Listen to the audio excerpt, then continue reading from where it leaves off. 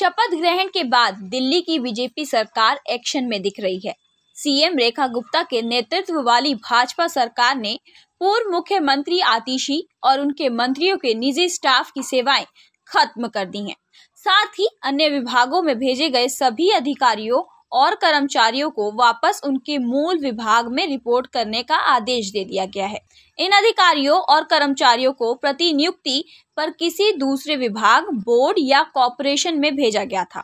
इसके अलावा सरकार ने स्वास्थ्य और परिवहन विभाग में भी बड़े एक्शन लिए हैं। टाइम्स ऑफ इंडिया की रिपोर्ट के मुताबिक हफ्ते भर 15 से 16 फरवरी पहले दिल्ली के जनरल एडमिनिस्ट्रेशन डिपार्टमेंट GAD ने सभी विभागों के एक लिस्ट मांगी थी। GAD ने सभी विभागों के हेड ऑफ डिपार्टमेंट, स्वास्थ्य संस्थाओं और सरकार से संबंधित किसी भी विभाग में अस्थायी या कॉन्ट्रैक्ट के आधार पर काम कर रहे कर्मचारियों के नाम मांगे थे।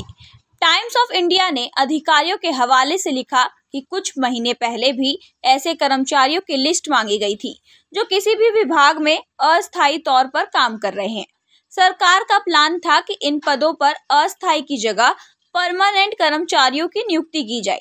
एक अनुमान के मुताबिक फिलहाल दिल्ली में 20,000 से अधिक पदों पर अस्थायी कर्मचारी काम कर रहे हैं। इसके अलावा नई बीजेपी सरकार द्वारा जारी आदेश में दिल्ली की पूर्व CM आतिशी और बाकी मंत्रियों के निजी स्टाफ की सेवाएं भी समाप्त कर दी गई हैं।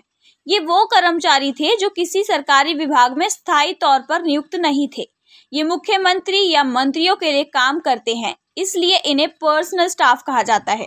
इन्हें नॉन ऑफिशियल स्टाफ भी कहा जाता है।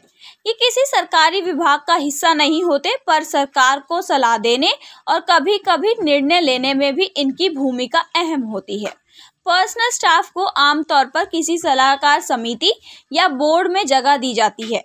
अपने चुनावी घोषणा पत्र में बीजेपी ने दिल्ली के 50,000 युवाओं को सरकारी नौकरी देने की बात कही है। सरकार के अस्थायी कर्मचारियों को हटाने के कदम को इसी घोषणा पत्र से जोड़कर देखा जा रहा है।